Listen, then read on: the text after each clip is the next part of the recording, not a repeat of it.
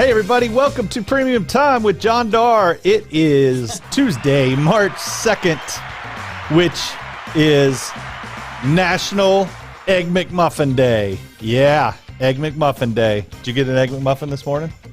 No, but I went to Maple Street and had like a big biscuit thing, so I had kind of a... That's even better. Oh man, Maple Street, so locally owned place. So good. Buddy Jason Hurst. It was so good. There was a lot of stuff on that plate, man. I didn't know there was an Egg McMuffin Day. Did you know that? What's up, John Darr? Hey! No, I did not know that. I like what the other day is way more appropriate, though.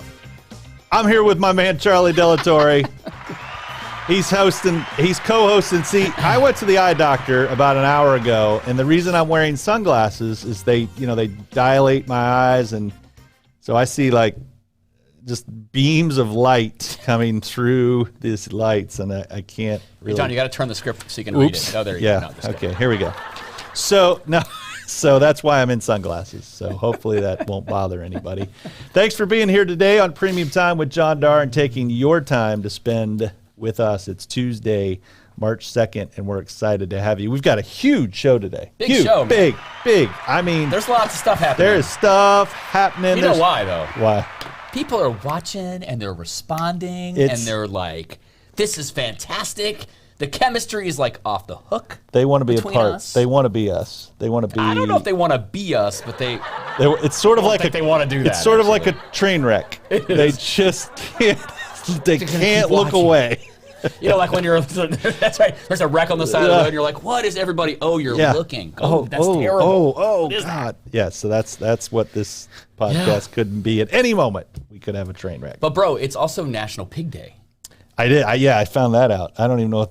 I don't know what that means either, and I feel badly about pigs because I hear they're very intelligent. Pigs are so cute. They're super smart. cute, but damn, they're dirty. They taste so good. Oh, yeah. Dude, what's the Cuban... Lechon asado.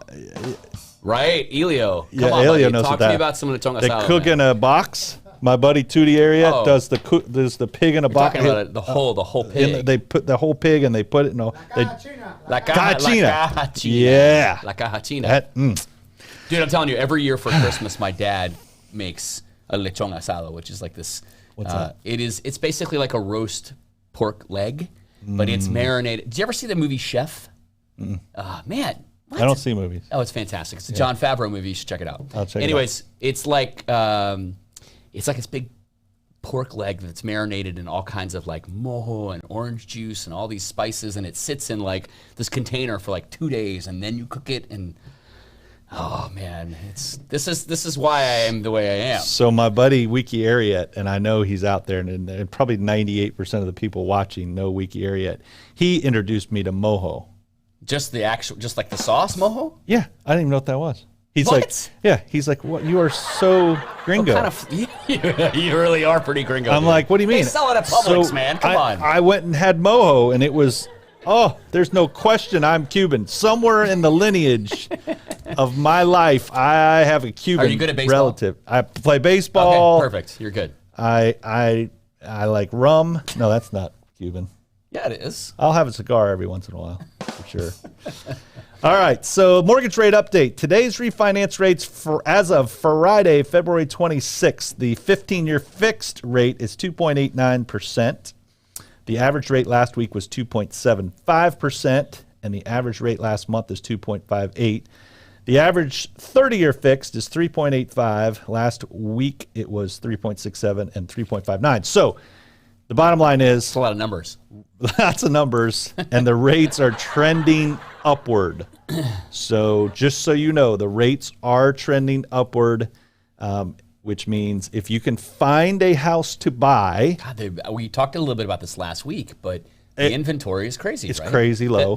I live in a smallish neighborhood, and a house went up for sale on Friday. Maybe I said this last week, and it was under contract by like Saturday or Sunday. Yeah, it's crazy. It was nuts. So that may slow things down a little bit with the rates climbing up. It may give us a little bit more inventory. I don't know. I have lots of realtor friends and loan officer friends, and only one realtor that matters in your life, dude. Well, there's one that does rank for sure higher. She better rank.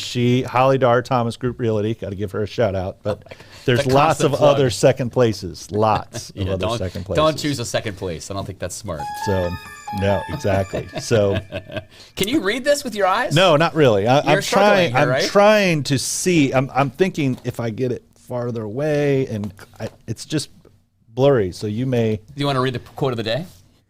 You can read that. Can I? Yeah. Can you okay. read it? Well, I read the numbers, so I think I could. Oh, read that's it, true. But the numbers are really big though on here. Yeah. It's like I looked at this. You got to understand, I'm not used to the organization that we have in week 5. Okay, like there's actual charts and like a sheet. Yeah. And it's amazing. there's like people calling it supposedly. There's at some point. 3 or 4 people calling. I'm glad I'm not running the phones because it's going to be like a switchboard. Hi, thanks for calling John Darr's office. Yeah. Can I help you? Thanks for calling Premium Time with John Darr. How much? We're guest number 2, guest number 3. Now serving. My Where's a little? glasses are- We get a little number we can pull off. Now serving number 46. These are crooked. All right. That's what you're worried about? Yeah. Okay. So the positive quoted of the day is brought to us by Roy Bennett, who wrote a book. I actually looked this guy up because every week I look at these and I'm like, I never heard of any of these guys. He wrote a book. I forget the name of the book, but he wrote a book and it was some bestseller. So Roy Bennett said, instead of worrying about what you cannot control, shift your energy to what you can create. I thought that was pretty good. I love that. We talked about this once before, actually, but there's whether I'm talking to the sales department or my kids, or there's really only 2 things in life you can control, right? Effort and attitude. Mm-hmm. It's about it, and everything else is going to have to find a way to work itself out. But if that's exactly what that sort of speaks to is, shifting your energy to what you can create, what you can control. Things you can control are effort and attitude. So. And I think that says a lot about us because both of us had to put forth a lot of effort. That's true. And we had to have a great attitude.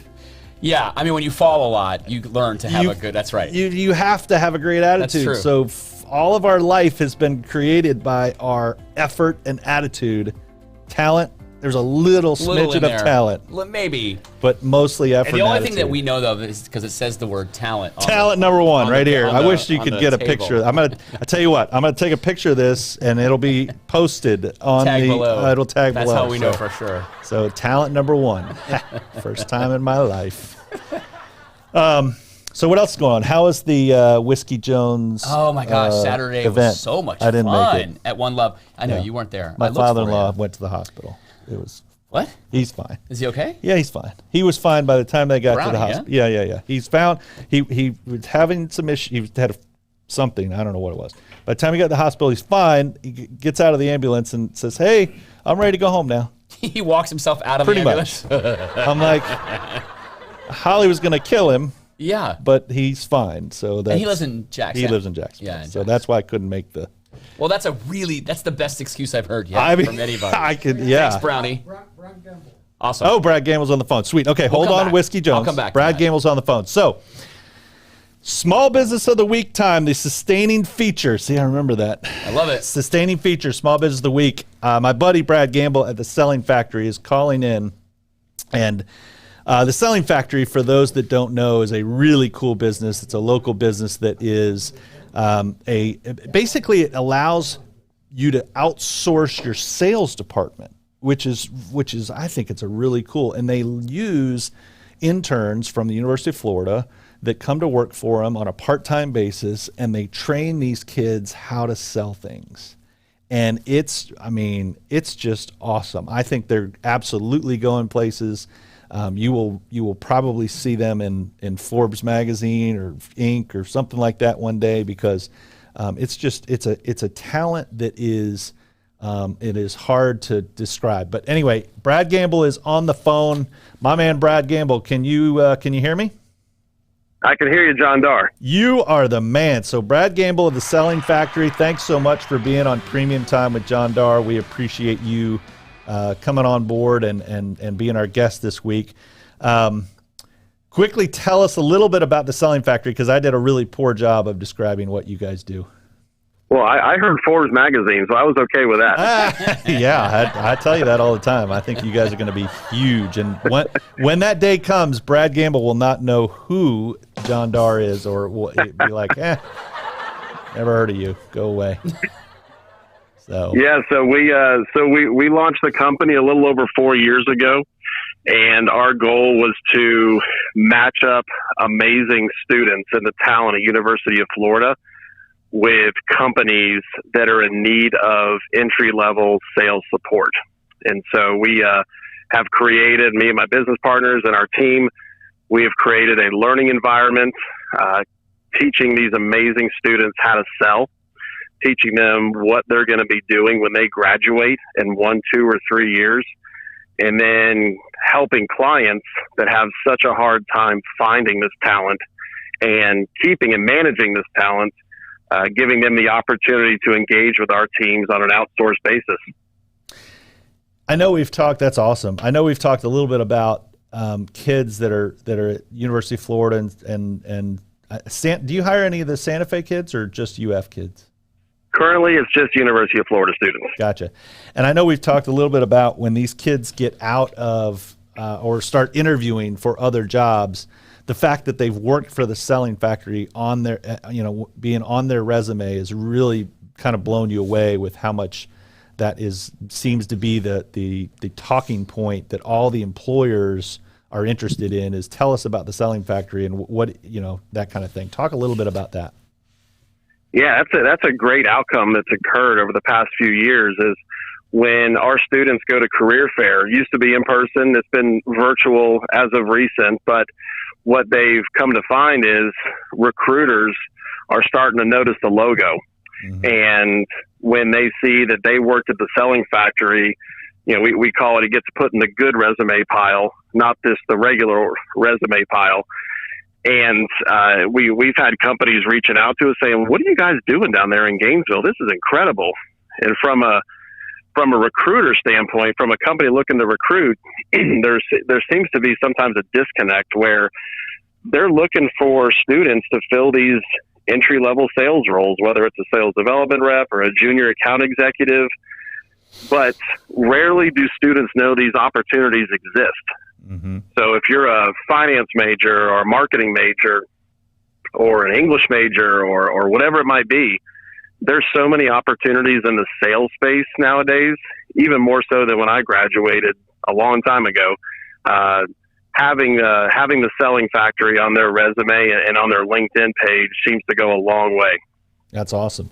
And if you're a company that needs some introductory sales help, talk a little bit about that, how the Selling Factory plays in. Now, you guys are 80 people now, or I thought we were going to, I thought you mentioned something like double that number, but I think you're 80 people now, correct? Yeah, we've had over 250 students over the past 3.5 years. Wow. And currently on our team, we just brought on another team. So we're going to be pushing 85 students right now that are all employed by the Selling Factory. And they're all remote, is that right? Currently, yeah. We do occasionally have some students that'll come in if they're having some connectivity issues at times. But for the most part, our entire student team is working remotely right now. That's amazing. That's awesome. And can you share a brief example of maybe a project that you're working on now? Obviously, you can't use names and that kind of stuff, but can you give us some insight? So if I'm a small business that needs some introductory sales help, can you give them maybe a little bit more specifics about how you guys could play, a role in that? Yeah, so our areas of expertise with our teams are anything that falls into that entry-level sales role or those types of activities. So examples of those are email outreach, phone outreach, taking inbound sales calls, making outbound calls, doing prospecting, anything that helps a company with their, we call top of the funnel activities, that lead generation type of activity that they're doing. And oftentimes our clients will have a sales team in place. So they might have a 3-person or a 30-person sales team. But what our team is able to do is really fuel the growth of the pipeline of opportunities for those sales teams. So if you've got high-priced talent as a company on your sales team and you don't want that high-priced talent doing really the entry-level stuff, the cold calling, the outreach, the research, that's where our team can step in and help and really start to move the needle on customer and revenue growth. Yeah, that's awesome. I don't know of any other business that can give you that. I mean, I really think it's just a really cool model, and I'm excited to know you, to kind of watch along. Yeah. Charlie has a question. Hey, Brad, it's Charlie, Delatorre. I think what's really interesting about what you just said is, there's a lot of different skill sets. I run a sales organization, so we've got sales reps. There's a lot of skill sets skills that you ask your sales rep in my industry to do. They're the hunter, right? They're the ones who are making all the cold calls and generating their own leads and doing that. There's the closer, or the person who has to like present the material and then close the deal. And then you have the same account rep has to maintain the account. And those three things are really different. And in many of our businesses, we ask our reps to do all of those things. And quite frankly, they may not be great at one of those tasks. Right, doesn't make sense. And I love what you said about having if the like somebody, like we talked about talent earlier, if your high price talent or your most important talent is there to close a sale and or maintain an account after it's been done, let them do that if you can find somebody like Brad, right, to generate some of the initial sales activities. Does that sound right, Brad? That's exactly right. Yeah, I mean, if you've got people that are highly skilled, that are able to close deals or manage a high dollar book of business, they shouldn't spend their time making 50 outbound calls a day. It's not the best use of their time. And what's great is that our students are learning and experiencing at age 19 to 22 what they most likely would be doing age 23 to 28. So they're really getting a sneak preview into that. And what we found, which has really been great, is our students that graduate from UF, have been to the selling factory, have worked for us. When they go on to Oracle or CDW or Chewy or these big companies that recruit out of UF, they'll stay in touch with us and say, I am absolutely crushing my other team members that were hired in my cohort because I've been doing this for 2 years and they haven't. So it makes you feel so good as a leader and a mentor and a coach to those students, saying that, man, they are really hitting the ground running. Dude, that gave me goosebumps. Yeah, I love that so much, dude. Because this is a skill. This is a learned skill. Like there are no, that saying, like you're a natural born salesman. That's crap. That's not true. That you can have certain skills that might be, sure, to make you a good salesperson, but that's a learned skill. So if these guys are getting, guys and women, these women and men and women are getting experience with Brad, and then entering the workforce, dude, what a leg up that is. And tell Brad a little of your personal history. You worked at Infinite Energy, and was a VP over there. Tell folks a little bit about your background so they have an idea of how you. Sure.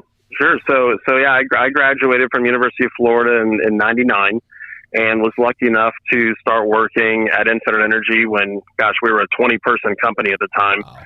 And ended up staying there in the sales department the entire time. I was there for 15 years.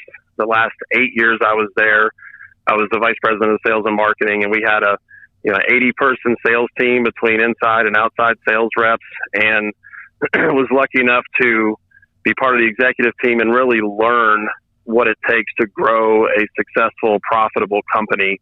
I'm a 38-year-old startup founder. Well, I'm not 38 now, but when I started the company, I was 38, 39 years old. And the perspective that you get having been able to sit across the table with such amazing leadership at a company like Infinite and learn from them, I completely think that's a huge part of why we've been successful so far. Is we're not making a lot of the mistakes that maybe a 24-year-old startup founder would make. Yeah. That's awesome. Well, I could actually talk about this for another hour, but we got to go to the next sustaining feature. Hey, man, I appreciate you being on the podcast. There is a line in here about how your golf game is amazing, but we don't have time to talk about that today. We're going to move on. I'm going to tell you, he used words that were way worse than. No, amazing. It says his golf game's awesome. That's not how I'm reading this. Oh, well, yeah. I've got your eyeballs are messed up. Yep. Hey, man, good to hear from you. Thanks so much for being on Premium Time with John Darr. We'll talk to you soon, my man. Thanks, guys. Take care. All right. Brad Gamble, The Selling Factory. Go check it out. If you don't know anything about him, go check it out. It's a really cool company. Sister Hazel live music update. You want to do that? Yeah, let's roll that beautiful bean footage there, Helio.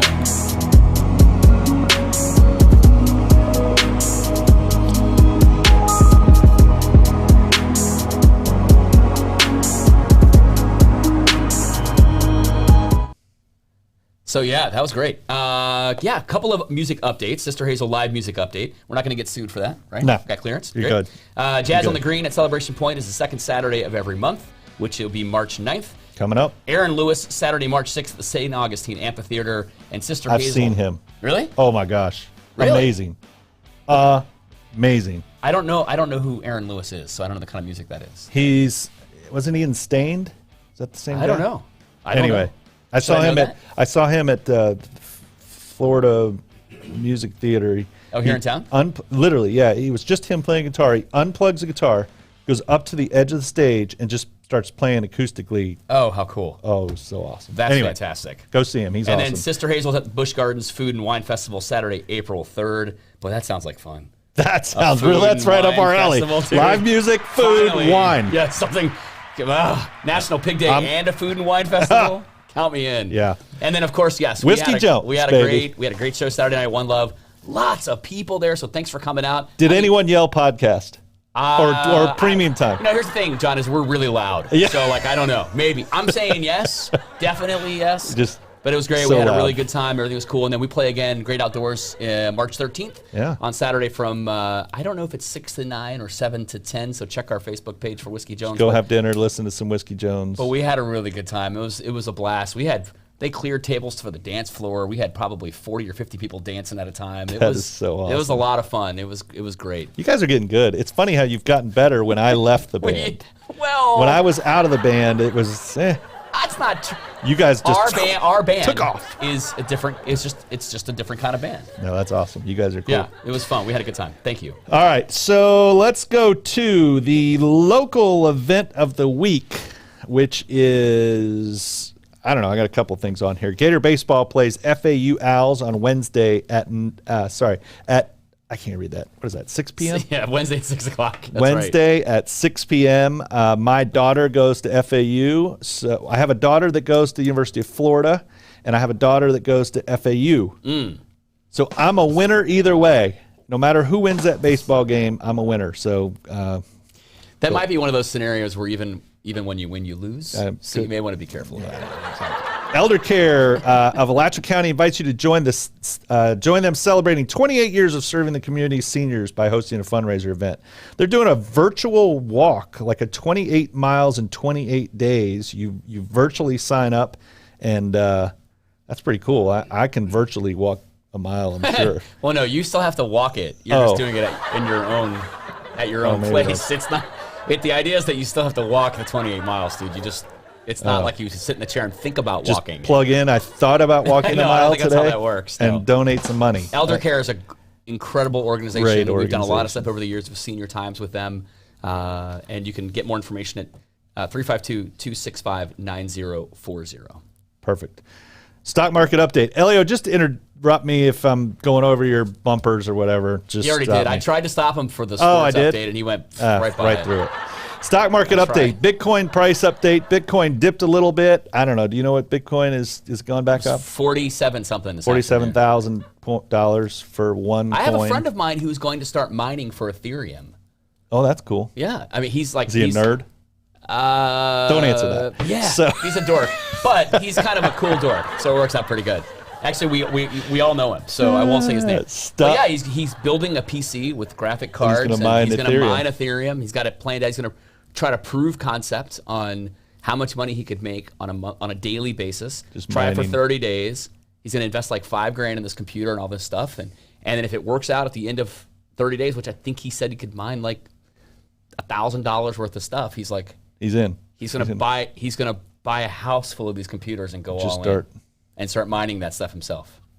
There's crazy people out there. I don't know. I mean, I don't know if he's a genius or if he's. I don't know. We'll find out when he's laughing all the way to the bank. We'll still be. Yeah, we'll still be here. Going, hey, it's Pig Day. Multi-millionaire. Him and Brad Gamble will be going. Hey, I knew those guys way back when. Oh, y'all are cute. Look how stupid you look. Look at you two. Speaking of genius, it's time for the sustaining feature, the Our Town Senior Times article of the week. Yeah. And they've got big news going on. This is awesome stuff. Elio's going to pull this up for us. Yeah, this is really fun. So quick background on this, but yesterday started the Our Town Favorites Community Choice Award voting platform. And we encourage all of you who are watching to go to our website, which is towerpublications.com. You can find the little favorites thing for the 2021 ballot. And you can vote for your favorite in over 250 categories. Now, here's why I love us doing this, okay? Anybody can participate. It doesn't cost anything for the voter to vote. It doesn't cost anything for the winner and or finalist at the end of the contest. If you're voted Alachua County, or our town's favorite burger, you win. Whether you're an advertiser of ours or not, you are our town's favorite burger. You get a certificate, you get some sticker, you get an email that says allowed you to promote yourself that way you'd like. If you want to advertise that, you're welcome to do it anywhere you'd like, including our town. But it is a true Community Choice Award program, and we're really, really excited to do it again this year. Last year, we had over 18,000 participants voting for our town's favorites. I voted 17,000 times. Yeah, you can vote every day in over 250 categories. My suggestion is go through the whole ballot once. Right. And pick all your favorites. Grab a cocktail. Could be soda. Could be bourbon. Could be some rum if Elio's got any back there. Yeah. All right. Go through the ballot once and then pick the categories that mean most to you. Yep. And then vote a couple more times throughout the process. It's open for 8 weeks. It goes all the way to April 23rd. All of the winners and all the finalists will be featured in our July-August edition at no charge to the businesses. We'd like to do an event. We had an event scheduled for last year that got canceled because of COVID. Yeah. So we're working on an idea to maybe potentially do a virtual event or some other kind of thing to promote all of the winners and the finalists, of course. But it's a lot of fun, over 250 categories. And again, this vote started yesterday and it goes until April 23rd. And we'll probably put a link on there so you can just look below. There is our town's favorite insurance agent. I hope that I win. And our town's favorite insurance agency. I think I have the largest agency, so I'm going to have all of my people vote, and the rest of them don't have a chance. I'd make it a payroll requirement. Yes. Did you vote? Before we pay you this week, did you vote in our town favorite voting? Thanks for letting us talk about that, though. It's a lot of fun, and the community really, really rallied around it last year. Oh, I loved it. Yeah, it was a lot of fun. It was 18,000 votes. Man, it was awesome. I got to vote more this year. All right, so golf news. Is there a bumper for golf or no? No. All right. Not. Golf news. Tiger Woods was in an accident. I think he's going to be okay. They're letting out very little information about how bad his injuries are and that kind of thing. Dude, that broke while we were on the air last week. I know. It's crazy. So it is pretty bad. You see the car? It's a mess. Oh, it was single car accident. I'm going to talk about that in the insurance tip of the week a little bit, but how does that happen? Single car accident. Fall asleep. I don't want to speculate. Don't sue me. Am I going to get sued for this? But how do you cross a median, hop the curve, flip the car? And then on Sunday during the golf tournament, they all wore his red and black, which is really cool. That was pretty neat. And he did speak up that day, right, on Twitter and say thanks to all my fellow golfers. Thanks so much. I'm humbled, honored, whatever he said. Incredible. And so hopefully Tiger Woods will he is the GOAT in some people's opinion, but he's amazing. So.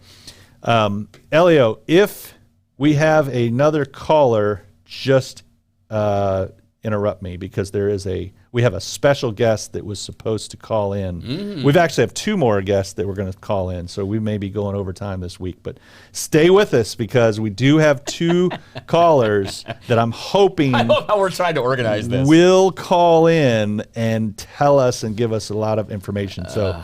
Until they call in, I'm going to go to the insurance tip of the week. So Tiger Woods was in a single car accident, and on an auto policy, there are actually only two coverages that come into a play when you're in a single car accident. And a lot of people don't realize this and don't know this. In Florida, there is PIP, which stands for Personal Injury Protection, and that is usually capped at $10,000.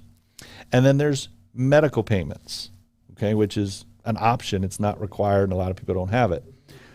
Those are the only two coverages that you can buy that cover yourself, which is a lot of people don't realize. There's bodily injury, which covers the other party. There's uninsured motorist, where if you're hit by somebody that doesn't have insurance, then uninsured motorist covers, but only PIP and medical payments will cover you. So, somebody like Tiger Woods that's injured and seriously injured, he better have health insurance, he better have some disability insurance, which I'm sure Tiger does, but that's really important for people to know. So that's my insurance tip of the week.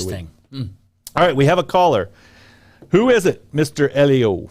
Sherry Houston. Sherry Houston. All right. Sherry Houston from Ronald McDonald House Charities. Hey, Sherry, happy Egg McMuffin Day. Well, hello, John. Thank you for having me. This is such an honor. Did you know it was Egg McMuffin Day? No, but now that you told me, I'm very excited. I love Egg McMuffin. I do. Why yes. are you dissing the pigs? It's also National Pig Day, Sherry. It's also National Pig Day. Are you? Sherry's not a pig. Oh. No, I'm not. No, people have pigs as pets and stuff. Yes. Sherry, do you have a pig as a pet? No, I have 2 Siamese cats, though. Which Siamese was, cats. No.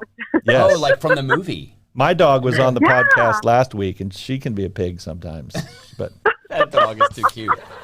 hey, Sherry, tell us what's going on with the Ronald McDonald house. I know you guys had a big event this past weekend, and there were some other breaking news that just happened today that I can't wait for you to share. So, Yes. Oh, my God, John. So the first thing is we had a fabulous clay shoot on Friday, and we netted the most in the history of the house. $108,000 nice. was raised for our family. 108,000. That is amazing. I know. And then we were the benefiting charity for Rock the Runway, which was an event that was produced by Keith Watson and hosted by Butler Town Center. And that netted us $11,000. Nice. And then UF Health had a golf tournament for us on Saturday, and that event netted $42,000. And that all culminates to today. That's that's not like a lot. It's $160,000. I know. Wow. It's like 10% of our operating budget in 2 days. It's incredibly exciting. Incredible. And to have the support of our community is truly priceless. And this afternoon at 1:15, the chair of our board signed our sublease with UF and the state of Florida. So we will be able to continue to serve families for another 40 years on this property. I've gotten goosebumps twice on the show now. Did she just break that on our This show? is breaking news. I've got goosebumps. We need a new bumper, Elio, that like dun dun dun dun. I mean, like ABC News. Absolutely goosebumps for that. I mean, that is so awesome. Because tell us a little bit about That what was Ronald actually McDonald House Fantastic. does, because I know there's some people that live under a rock and don't know what Ronald McDonald House does. Absolutely. So we keep families close to their child in the hospital, and we do that through 2 programs. We have a family room on the 10th floor of the Children's Hospital. Through COVID, we've had to temporarily close that family room, and right now we are giving out comfort bags to families sitting bedside. And those comfort bags are filled with non-perishable microwavable meals, sweet and salty snacks, gum and mints, anything that you would need to give yourself some substance. And we work with those pediatric social workers to get them into the hands of every family sitting bedside. Last year, we distributed over 980 of the 80 comfort bags to families. So we are becoming much more essential to those families sitting bedside, even though we don't have our family room open. Now, where I spend 90% of my time is in our 31-bedroom house.